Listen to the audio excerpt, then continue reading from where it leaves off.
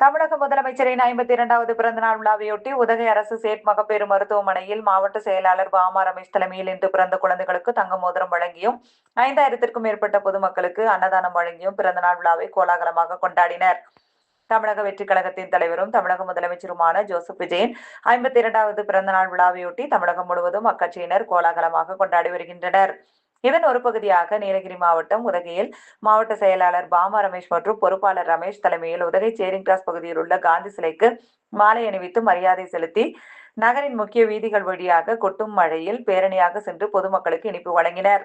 இதனைத் தொடர்ந்து உதகை அரசு சேட் மகப்பேறு மருத்துவமனையில் இன்று பிறந்த குழந்தைகளுக்கு தங்க மோதிரம் வழங்கியும் பின்னர் திமுக, அதிமுக, பாஜக உள்ளிட்ட மாற்றுக் கட்சிகளில் இருந்து இணைந்த 2000த்திற்கும் மேற்பட்டோருக்கு சால்வை அணிவித்தும் வரவேற்றனர். இதனைத் தொடர்ந்து உதகை ஏடிசி பேருந்து நிலையம் பகுதியில் 5000த்திற்கும் மேற்பட்டோருக்கு அன்னதானம் வழங்கி தமிழக முதலமைச்சரின் பிறந்தநாள் விழாவை கோலாகலமாக கொண்டாடினர். இந்நிகழ்ச்சியில் தாவேகாவின் நீலகிரி மாவட்ட இணைச் செயலாளர் கணேஷ், பொருளாளர் ராஜேஷ், துணை செயலாளர் ஆனந்த் பஷீர், மாவட்ட ஆலோசகர் டேனி உட்பட கட்சி நிர்வாகிகள் பலர் கலந்து கொண்டனர்.